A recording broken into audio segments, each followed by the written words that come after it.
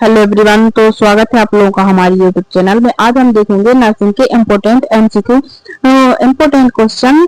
20 important question देखेंगे जो हर एक एग्जाम में पूछे जाते हैं और जिनके आगे पूछे जाने की भी बहुत संभावना है। तो आज हम देखेंगे इसके। तो फर्स्ट क्वेश्चन है, which organ is known as the pacemaker of the heart. किस अंग को हृदय का पेसमेकर कहा जाता है? तो हृदय का पेसमेकर जैसे कहा जाता है वो ऐसे नोड है। तो ऐसे नोड को हृदय का पेसमेकर क्यों कहा जाता है? आंसर नंबर बी है जो। तो इसको इसलिए कहा जाता है क्योंकि जो ऐसे नोड होता है वो हार्ट बीट स्टार्ट करता है, मतलब कि जो हृदय की तरंगे होती हैं तो वही जनरेट करता है, इसलिए उसे हृदय का पेसमेकर कहा जाता है। फिर है, what is the normal pH of human blood. मानव रक्त का पीएच का सामान्य पीएच क्या है?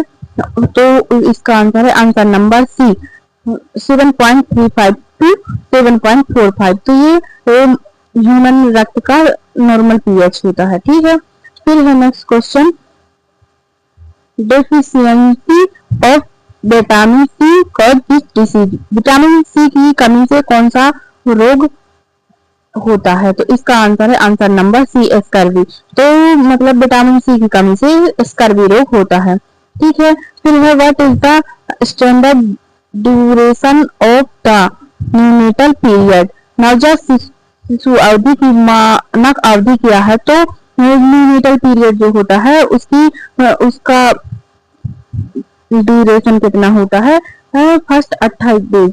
तो फर्स्ट 28 डेज जो होते हैं उसे न्यूनेटल पीरियड भी कहते हैं। तो न्यूनेटल पीरियड में भी दो होते हैं। फर्स्ट जो होता है वो ईयरली न्यूनेट होता है जो 1 से 7 डेज तक होता है, और फिर 7 डेज के बाद जो 28 दिन तक होता है वो लेट न्यूनेटल कहा जाता है। ठीक है। फिर है next question, which of the following is a permanent method of sterilisation of in female. महिला में निम्नलिखित में से महिलाओं में नसबंदी की स्थायी विधि कौन सी है? तो स्थायी विधि जो है महिलाओं के लिए, मतलब जिससे कि नसबंदी जिसे बोलते हैं उसकी स्थायी विधि है टीरेक्टोमी, और पुरुषों में वेसेक्टोमी है। ठीक है। फिर है, what is the normal respiratory rate of an adult at rest. तो आराम की स्थिति में एक वयस्क की सामान्य श्वसन दर क्या होती है? तो इसका आंसर है आंसर नंबर ए 12 से 20 ब्रीथ पर मिनट। मतलब ये सामान्य वयस्क की श्वसन रेट होती है आराम की स्थिति में 12 से 20 ब्रीथ पर मिनट। फिर है, Koplik spots are a classic sign of which disease. तो कॉप्लिक के धब्बे जिसे कॉप्लिक स्पोर्ट किस बीमारी का एक क्लासिकल साइन है? तो इसका आंसर है आंसर नंबर सी मेजल्स। तो मेजल्स में कॉप्लिक स्पोर्ट क्लासिकल साइन होता है, कॉप्लिक स्पोर्ट। ठीक है। फिर नेक्स्ट क्वेश्चन है, which route is used for BCG vaccine. BCG vaccine का टीका किस मार्ग से दिया जाता है? तो इसका आंसर है answer number C ID intradermal. तो बीसीजी का टीका इंट्राडर्मल रूट से दिया जाता है। ठीक है। फिर नेक्स्ट क्वेश्चन है, what is the causative organism of enteric fever, जिसे टाइफाइड भी बोलते हैं।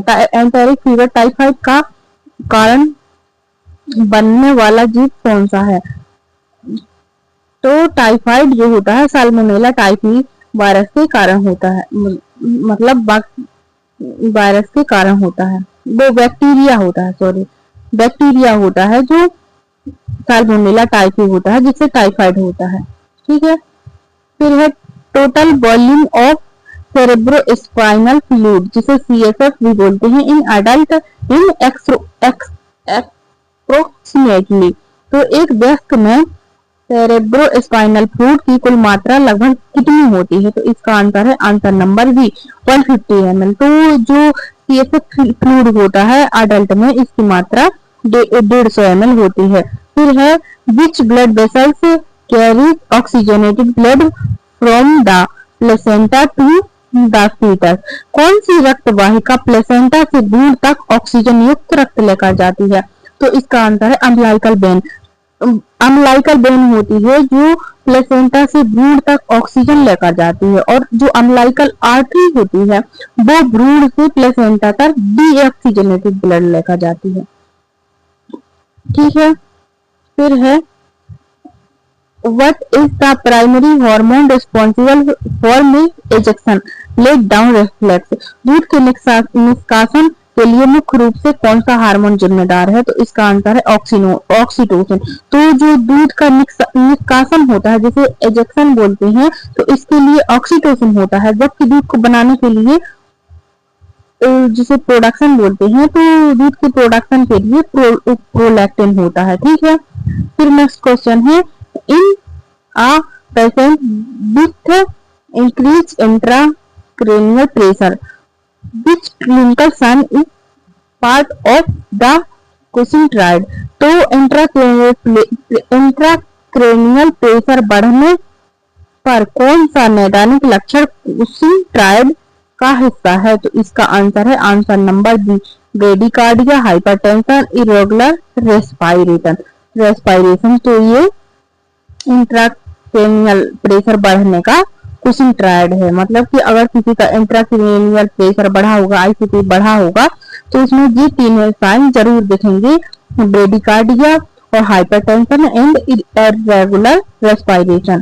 ठीक है, फिर है what is the full form of Apgar score use in newborn. तो नवजात शिशु में होने वाले अपगार स्कोर का फुल फॉर्म क्या है? तो इसका आंसर है answer number B answer number A. इसमें है अपीयरेंस, पल्स, ग्रीनमेंट, एक्टिविटी एंड रेस्पिरेशन। तो इसमें अपगार स्कोर में इन 5 चीजों को देखते हैं, और फीटल की तो मतलब कि ये सब देखते न्यूबॉर्न में देखते हैं कि उसमें वो नॉर्मल है कि अब नॉर्मल है, उसकी लाइफ साइकिल को देखते हैं अपगार स्कोर में। फिर है which electrolyte imbalance is most commonly associated with digoxin toxicity. तो डाइगोक्सिन विषाक्तता जिसे डाइगोक्सिन टॉक्सिसिटी के साथ आमतौर पर कौन सा इलेक्ट्रोलाइट असंतुलन देखा जाता है? तो इसका आंसर है आंसर नंबर बी हाइपोकैलेमिया। तो अगर किसी को डाइगोक्सिन टॉक्सिसिटी है तो उसमें हाइपोकैलेमिया देखा जाता है। पोटेशियम